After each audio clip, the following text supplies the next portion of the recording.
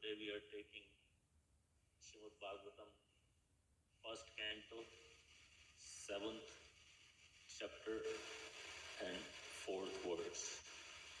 4th verse of the 7th chapter of the first canto. Bhakti yogena manasi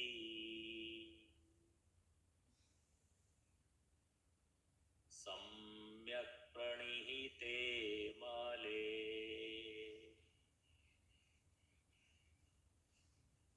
apashyat purusham purnam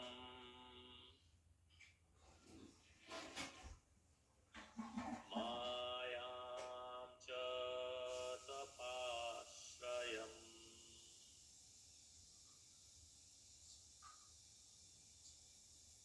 bhakti yogena manasi samyak pranihite male apashyat purusham purnam mayam cha tadapashrayam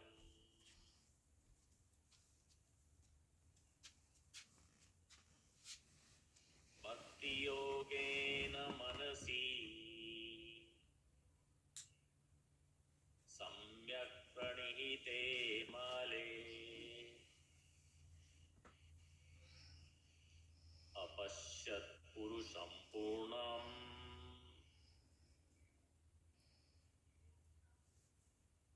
mayam cha tadapashrayam.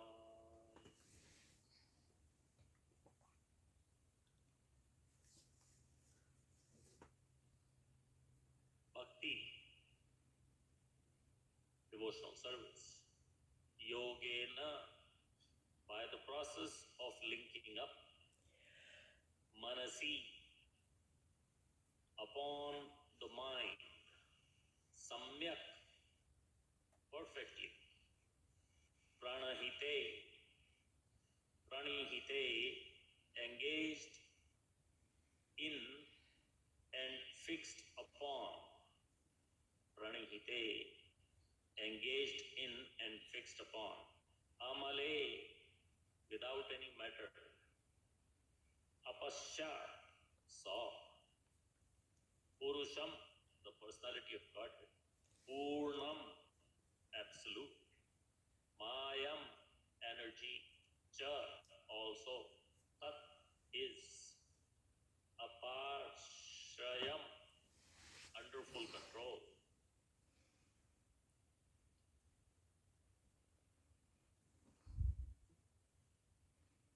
Translation by His Divine Grace, A.C. Bhaktivedanta Swami Srila Prabhupada ki jai.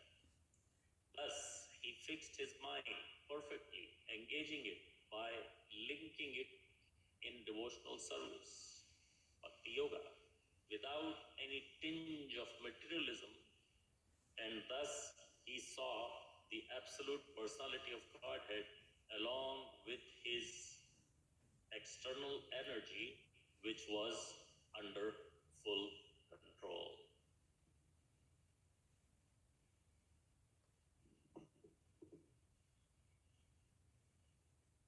Purport.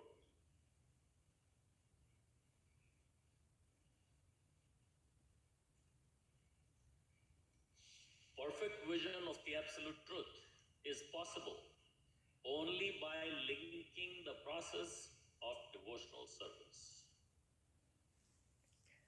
This is also confirmed in the Bhagavad Gita. One can perfectly realize the absolute personality of Godhead, absolute truth, personality of Godhead, only by the process of devotional service. And one can enter into the kingdom of God by such perfect knowledge. Imperfect realization of the absolute truth by the partial approach of the impersonal Brahman or localized Paramatma does not permit anyone to enter into the kingdom of God. Sri Narad advised Srila Vyasadeva to become absorbed in transcendental meditation on personality of Godhead and his activities. Srila Vyasadeva did not take notice of the effulgence of Brahman because that is not absolute vision.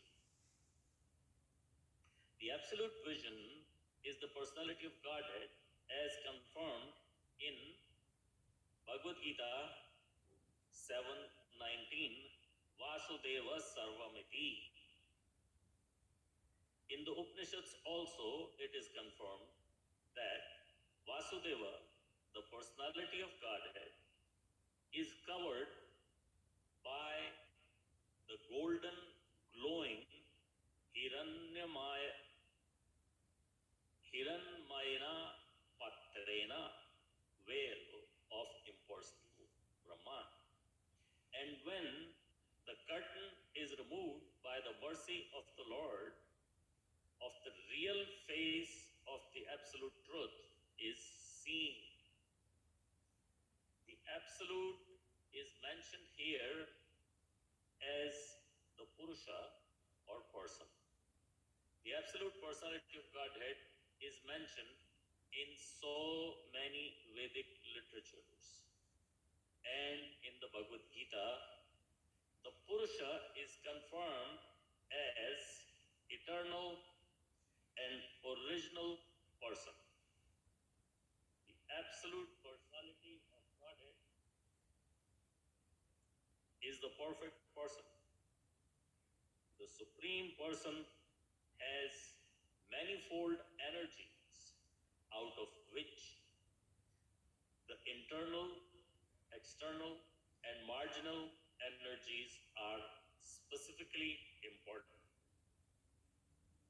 The energy mentioned here is external energy. As will be clear from the statement of her activities, the internal energy is there along with the absolute person as the moonlight is there with the moon. External energy is complete. The external energy is compared to darkness because it keeps living entity in the darkness of ignorance. The word apashrayam suggests that the energy of the Lord is under full control. The internal potency or superior energy is called Maya. But it is spiritual Maya or energy exhibited in absolute realm. When one is under the shelter of this internal potency, the darkness of material ignorance is at once dissipated. And even those who are Atmarama or fixed in trance take shelter of this Maya or internal energy. Devotional service or Bhakti Yoga is the function of internal energy. Thus, there is no place for inferior energy or material energy, just as there is no place for darkness in the effulgence of spiritual light. Such internal energy is even superior to spiritual bliss attainable in the conception of impersonal Brahman. It is stated in the Bhagavad Gita that impersonal Brahman effulgence is also an emanation from the absolute personality of Godhead Sri Krishna. The Parama Purusha cannot be anyone except Krishna himself, as will be explained in the later shlokas. Om Agyantimirandasya Jnananjana Shalakaya Chakshurunmilitam Yena Tasmai Shri Gurave Namaha Shri Chaitanya Manobishtam Sthapitam Yena Bhutale Swayam Rupa Kada Mayam Darati Swapadantikam He Krishna Karuna Sindho Dina Bandho Jagatpate Gopesh Gopika Kanta Radha Kanta Namostute Tapta Kanchana Gaurangi Radhe Vrindavaneshwari Vrishabhanu Sute Devi Pranamami Hari Priye Vancha Kalpatarubhascha Kripa Sindhubhya Evacha Patitanam Pavanebhyo Vaishnavebhyo Namo Namaha Jai Shri Krishna Chaitanya Prabhu Nityananda Shri Advaita Gadadhar Shivasari Gaura Bhaktavrinda Hare Krishna Krishna Krishna Hare Hare Hare Rama Rama Rama Hare Hare. So this is the fourth verse. The context is that in the last chapter,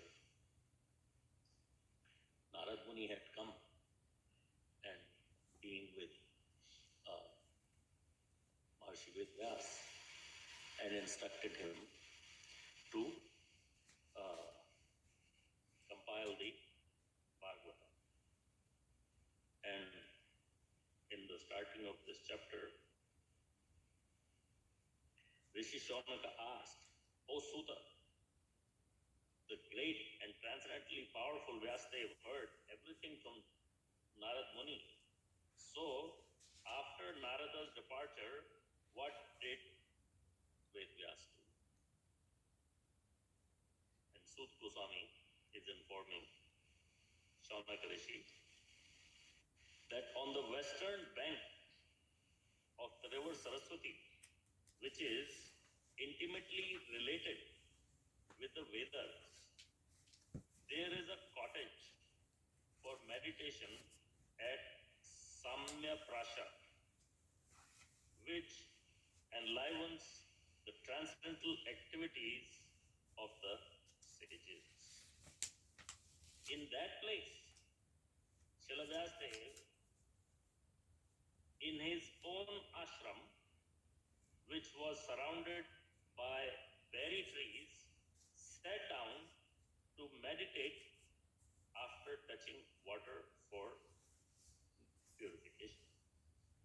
So after he sat down, before he sat down, he touched water for purification. And after he sat down, he fixed his mind perfectly, engaging it in linking it in devotional service without any tinge of materialism. And thus, he saw the absolute personality of Godhead along with his external energy, which was full of, which was under full control. So, first thing here is Maharishi Vedyas is having darshan of the Supreme Lord. But he is not just seeing the Supreme Lord, he is also seeing his external energy. External energy is Maya. Srila Prabhupada goes into explaining so many different ways the external energy, the internal energy, and the marginal energy. But this external energy is Maya. And there's an example of how when Srila Bhaktisiddhanta Saraswati became a famous speaker and so many people were connecting with him, and he established so many mathas, and he used to go everywhere and give classes.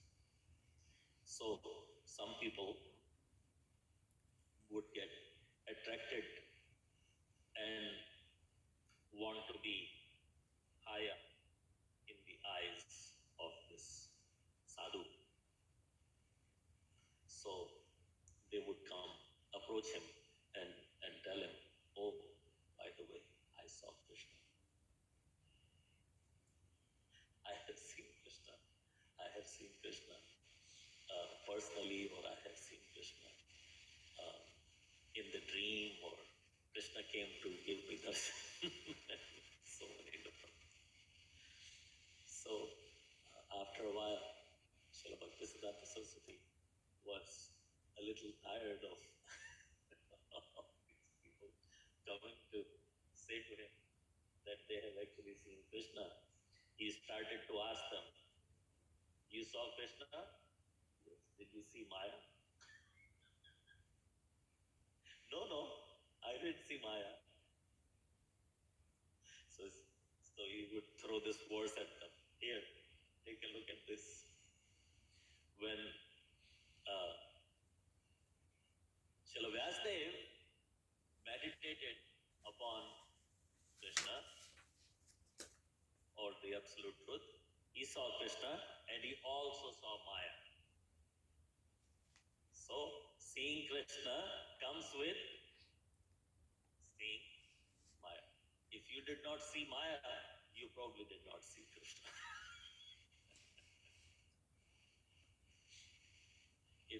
In my view,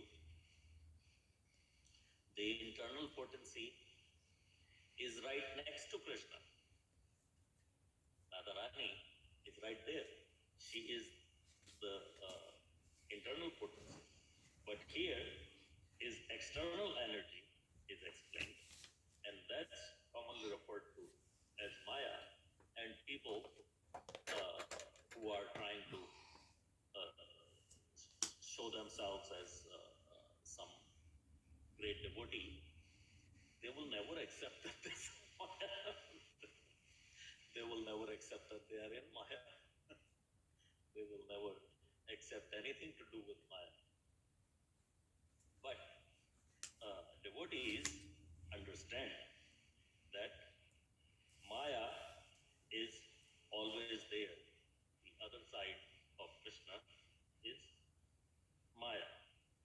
And Maya is also reality.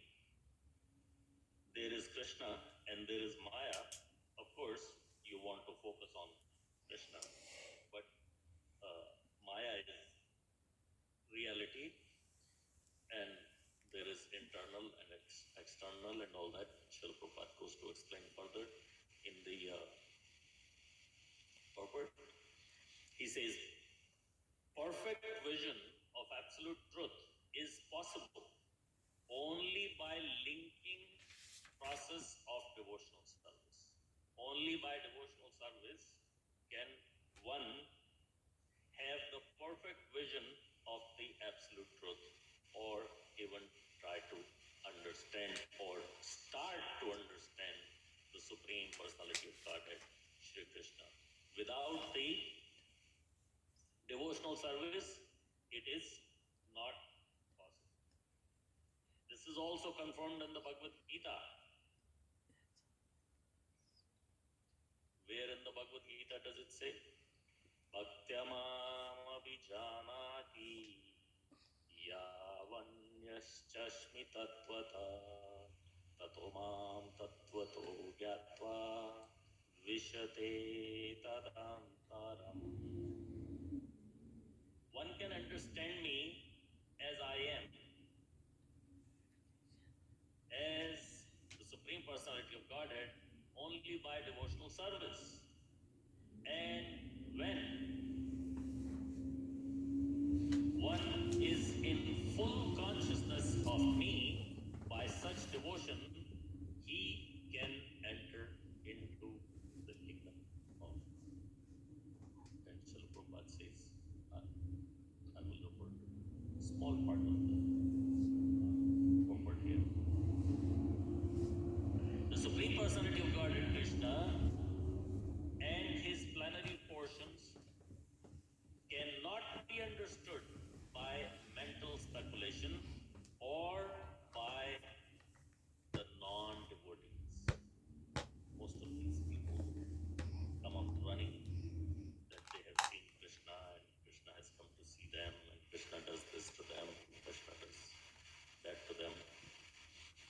they're not all the time into devotional service. Some could be. If anyone wants to understand the Supreme Personality of Godhead, he has to take to pure devotional service under the guidance of a pure devotee. So Srila Prabhupada brings up this point that you don't have a guru, you're not taking instruction from anyone, you're not taking any guidance from anyone, and you are claiming to see Krishna directly. Krishna himself is saying in the Bhagavad Gita that if anyone wants to understand the Supreme Personality of Godhead, he has to take pure devotional service under the guidance of a pure devotee. Otherwise, the truth of the Supreme Personality of Godhead will always be hidden.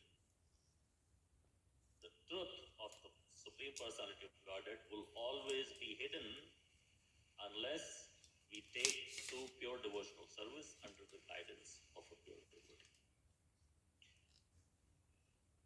As stated in the Bhagavad Gita 7:25, Naham prakasha sarvasya, Naham prakasha sarvasya yoga maya samavrata, Muro ayam nabhijanati loko mam jamavyayam.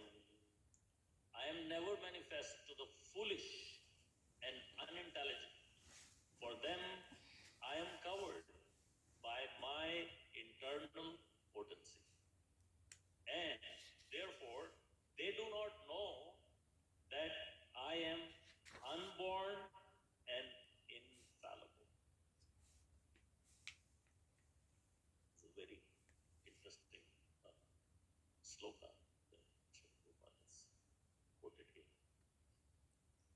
I am never manifest to the foolish and unintelligent. For them, I am covered by my internal potency. So the internal potency covers over the Supreme Lord, and foolish and intelligent cannot see him. What do they see?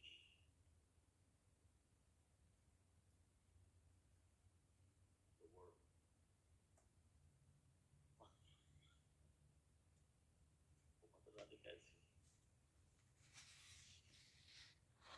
And therefore,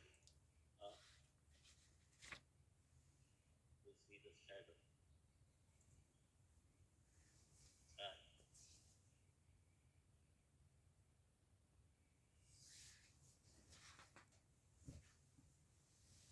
So it's either the internal potency or the external potency. Is it internal or external? Is it internal or external? It's external. But we're talking about the internal here. The verse says that I'm covered by my internal potency.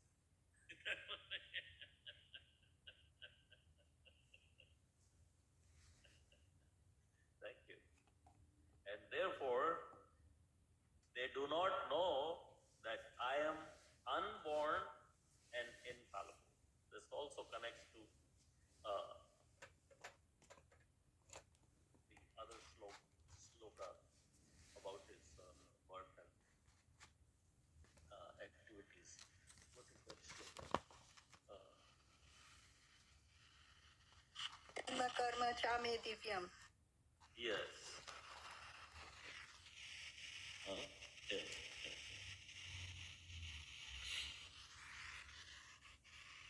That janma karma chame divyam evam yoveti tattva. Tattva deham punarjanma natina.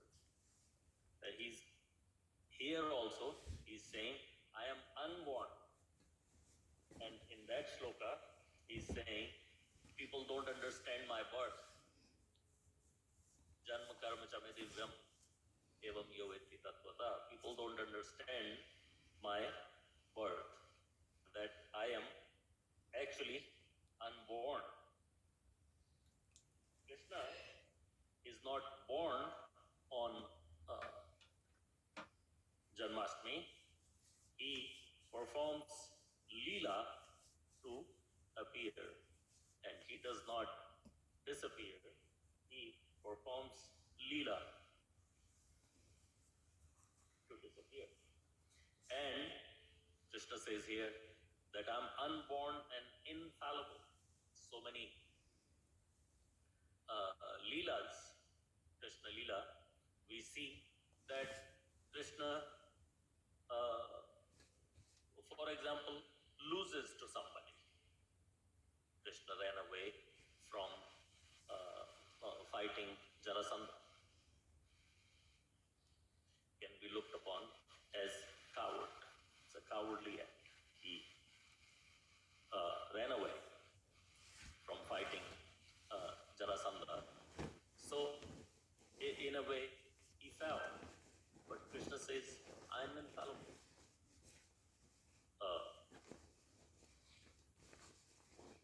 One who runs away from the battlefield is called Ranashod. And that's one of the very beautiful names of Krishna. Even being Ranashod, he is still worshipped. There was a place called Dakorji in Gujarat, where this name is most popular. They call him Ranashod. Ranashod Krishna. So, in the purport, Srila Prabhupada is saying that he is not revealed to anyone. No one can understand God simply by erudite scholarship or mental speculation. You can't understand God by any kind of scholarship or by any kind of mental speculation. Only one who's actually engaged in Krishna consciousness and devotional service can understand what Krishna is. Only one who is engaged in Krishna consciousness and devotional service can understand who Krishna is. University degrees are not could be helpful, but they are not the right requirement. The right requirement is Krishna consciousness and devotional service.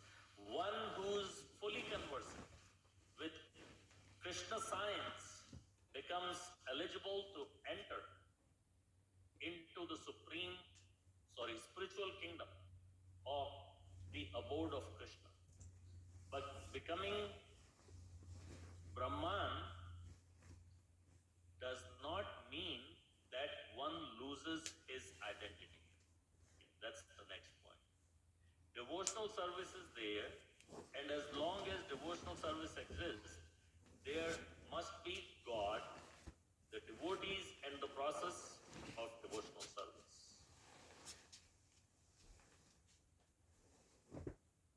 There must be God, devotee, and the process of devotional service. Yeah. Bhagwan, Bhakta, and Bhakti. Right? For instance, a green bird enters into a green tree. Looks like all green. For instance, a green bird enters a green tree not to become one with the tree, but to enjoy the fruit of the tree. Impersonalists generally give this example of the river flowing into the ocean and merging.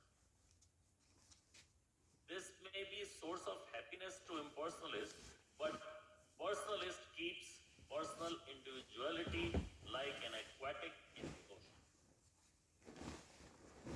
The river goes and mixes with the ocean, may become one with the ocean, but the aquatics going with the river into the ocean, they still maintain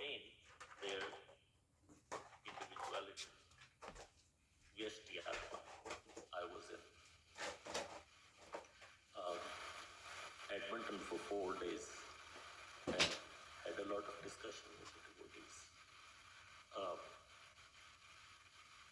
4 evening programs uh, and 2 or 3 lunch programs.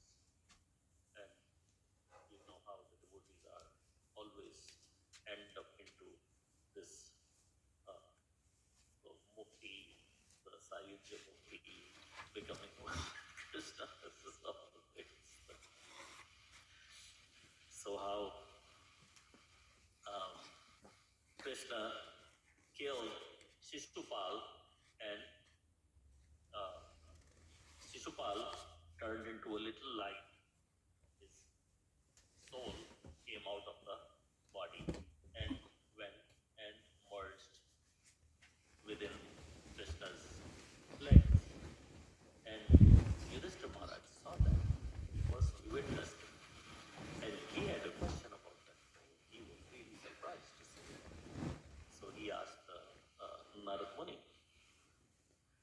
So many devotees we met over were of the impression that, okay, then what could be better than that? Many devotees, they were of the opinion that what is better than that? If you merged with the Supreme, that to them is the best thing that can happen. So this example we didn't use there, but it came up now that it is like a green bird going into a green tree will never become a tree. It will always remain the bird. So even though it merged into the tree, green bird merged into the green tree, still never becomes a tree or part of a tree. It will always remain a bird, meaning it will always keep its own individuality because it is a Vyashti Atma in the Bhagavad Gita and Bhagavatam. Many places this word is used, Vyashti Atma.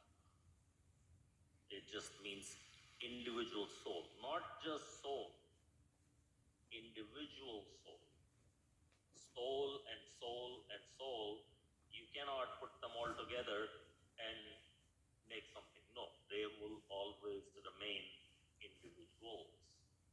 Like bundi and laddu.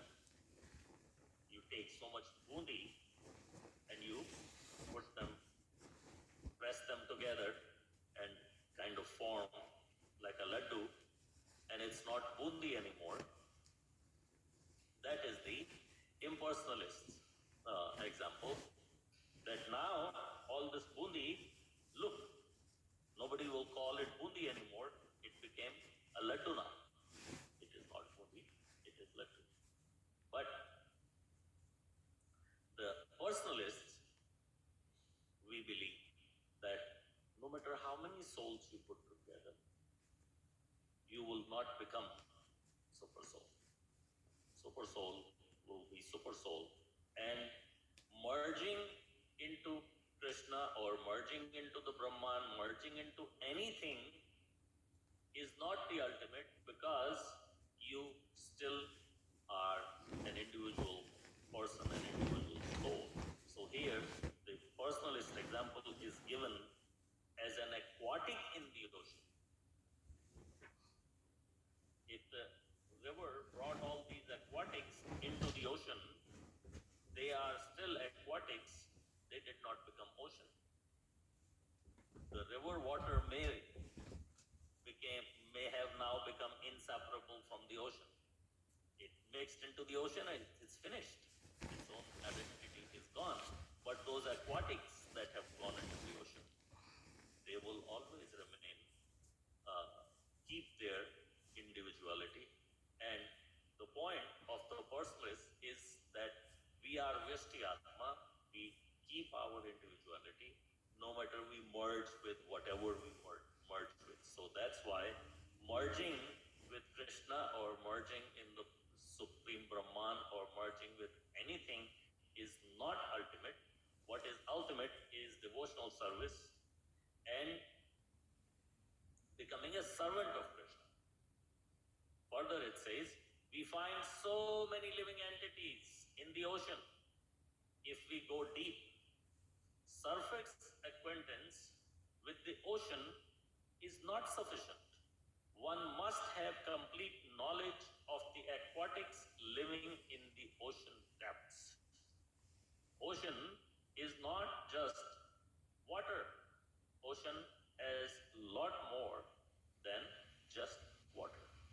Because of his pure devotional service, a devotee can understand the transcendental qualities and opulence of the Supreme Lord in truth. One can understand the Supreme Personality of Godhead by devotional service and enter into his. One becomes eligible to enter within Krishna's kingdom by becoming a devotee, by performing pure devotional service. After attainment of Brahma Bhuta stage of freedom from material conceptions, devotional service begins by one's hearing about the Lord. Shravan. When one hears about the Supreme Lord, automatically Brahma Bhuta stage develops and material contamination, greediness, and lust for sense enjoyment disappears. As lust and desires appear from the heart of a devotee, he becomes more attached to the service of the Lord, and by such attachment, he becomes free from material contamination. In that state of life, one can understand the Supreme. So we started by how and why we cannot understand Supreme Lord, and ended up where how we can understand the Supreme Lord. One more time. When one hears about the Supreme Lord, automatically the Brahma Bhuta stage develops and material contamination, greediness, lust for sense enjoyment disappears.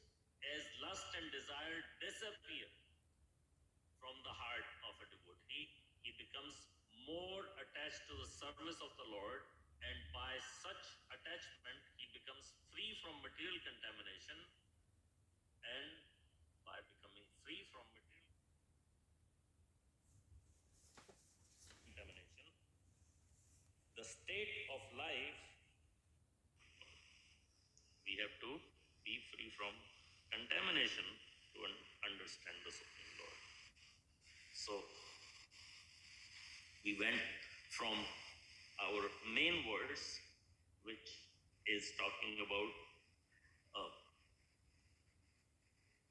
Maharishi Ved Vyas having darshan, in a way, having darshan of the Supreme Lord, and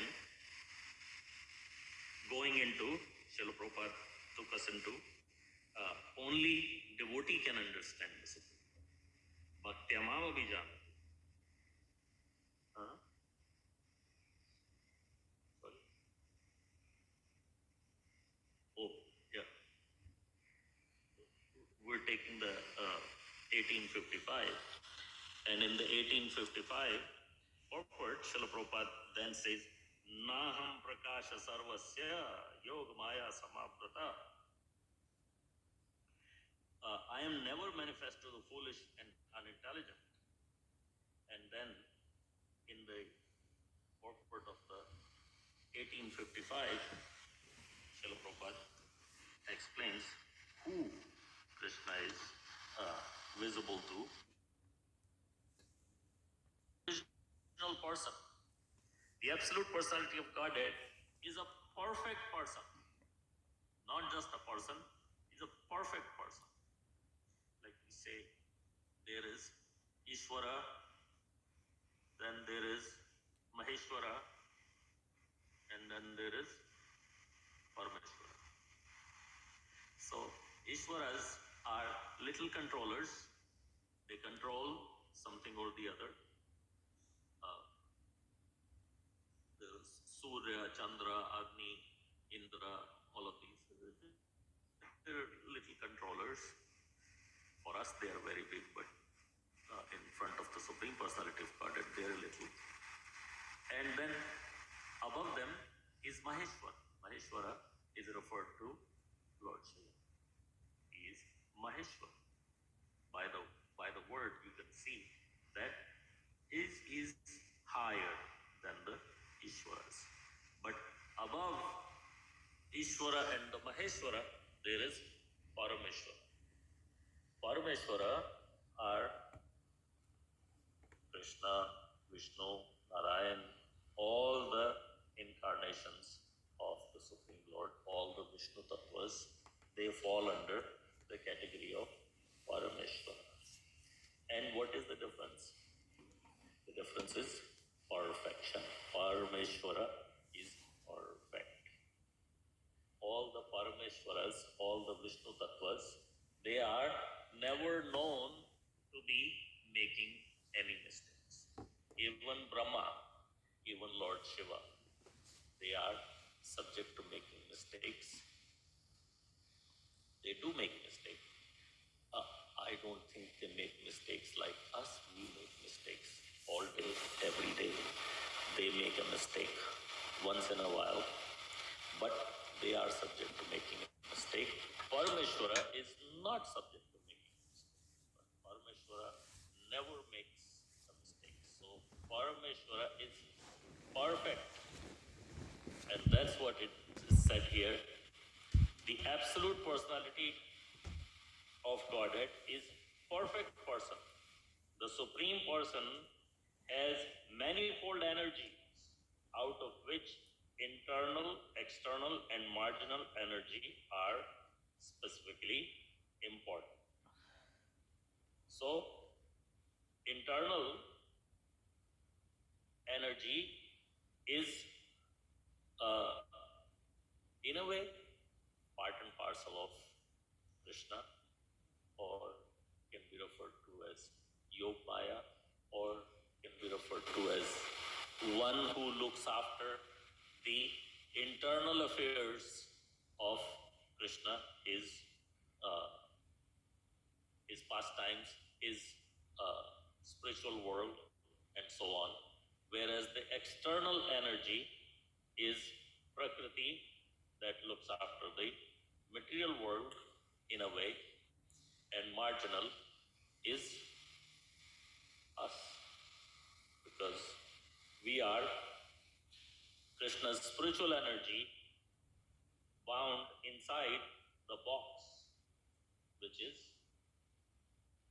external. So we are in between. So that's why we are not internal really, and not external, we are marginal. The energy mentioned here is external energy. In the words, the translation, it is said that uh, Maharishi Ved Vyas is having darshan of the external energy.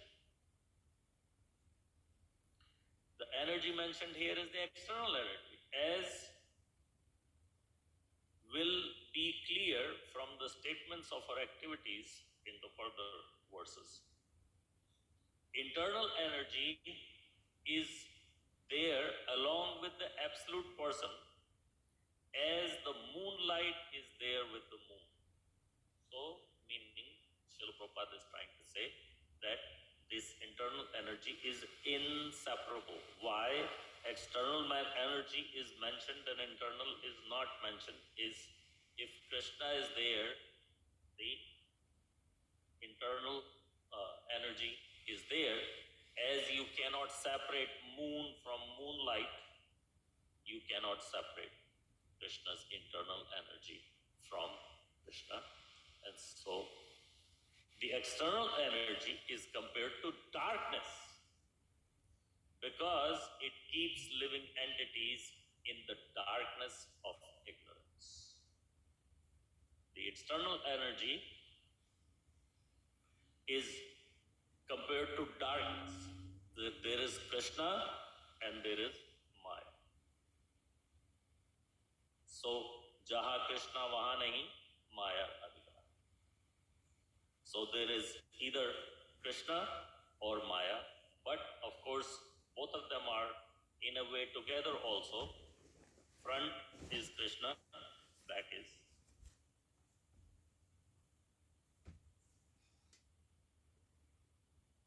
The word aprasham suggests that the energy of the Lord is full of, under full control. Internal potency or superior energy is also called Maya. Internal potency or the superior energy is also called Maya. But it is spiritual Maya. There is external Maya and there is internal Maya. Spiritual Maya or energy exhibited in the absolute realm.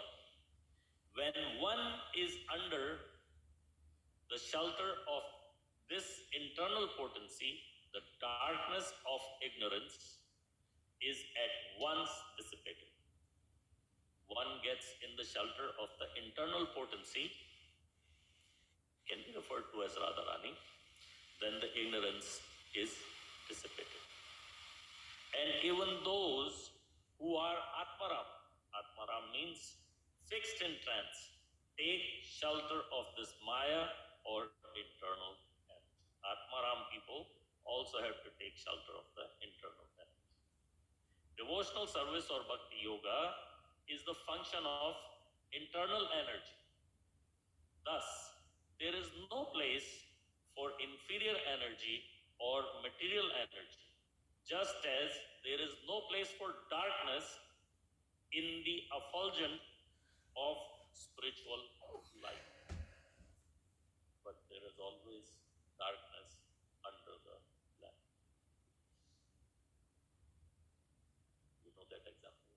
There's a lamp here, but the other side is always dark. That is the external energy. Devotional service or bhakti yoga is function of internal energy. Thus, there is no place for inferior energy. Just as there is no place for darkness in the effulgence of spiritual light. Such energy is even superior to spiritual bliss, attainable in the conception of impersonal Brahman. It is stated in the Bhagavad Gita that impersonal Brahman, effulgence, is also an emanation of the Supreme Personality of Godhead, Shri Krishna. The impersonal Brahman comes from Krishna only. The Param Purusha cannot be anyone except Krishna himself, as will be explained in the later shlokas. So tomorrow we will go to 5 and understand this matter further. Now, home. So this is like a home, like in Krishna's home, where Krishna lives. And the lining, the outside lining, that represents Maya. So for the non-devotees, all they see is this plain lining, outside lining of a curtain, where the beautiful decorations, which is the inside lining of the curtain, is the internal energy of Krishna. That facing inside, facing towards Krishna, but the outside plain lining that a non-devotee sees, that's all they can see. They can't see anything further than that. And that's why devotees pray for this golden, beautiful golden curtain that's hiding, this veil that's hiding Krishna, to be lifted so they can see Krishna clearly. Hare Krishna. Yes, thank you. Becoming servant. Mama Janmani Janmani Ishwari Prabhupada Bhakti Rahe is a better instruction.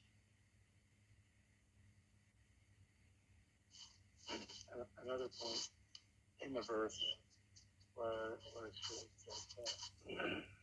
he saw both Krishna and Maya. So, if you're absorbed in internal potency and engaged in Krishna's Leela, generally in this sense, it means Maya is external energy. But if you're absorbed in Krishna Leela, the internal potency, then you only see Krishna. You don't see Maya. Yeah. Of course, if you're seeing what's going on, that is Maya. It's internal Maya, but you don't realize it's Maya. Yeah. And just another comment regarding that. And the last comment is regarding the verses quoted. It also defeats impersonalism.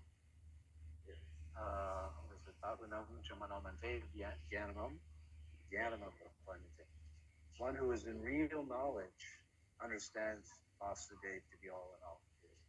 So it's a good verse that was quoted. Just a couple of thoughts that came to mind when you were speaking. Somebody gave an example that when the Vrindavan temple was being built, and it was partially built, Srila Prabhupada showed up there with some devotees. I think somebody mentioned the name of Hansaduta Prabhu. Hansaduta Prabhu was also there. And this temple is partially built, and devotees are trying to see what is built and what is looking beautiful and what is looking like Krishna's home. Whereas Srila Prabhupada wanted to go into the detail of where did we get the cement and where did the brick come from because of those days. All of these things were so difficult to get. Even if you have money to pay, you couldn't just go and buy as much cement as you want. So Srila Prabhupada was in all these details, and the devotees asked the senior devotee, whoever gave this story, mentioned that maybe it was Hansaduta Prabhu who was asked this and said, well, the pure devotee is always looking at Krishna, but is also always concerned of the externals, the external energy. Vrindavan perfectly situated in the Radha Damodar temple, and he was seeing Krishna, and he was seeing the acharyas, and everything was going on, the Goswamis, but he left all that to come and save all of us. He was, in a way, he was in bliss, in a blissful situation, but he was more worried about externals, trying to save the rest of us. And at that very advanced age, and because of that, he left that very comfortable situation and went and hit the ocean where he suffered 2 heart attacks. It's just that you're not supposed to do.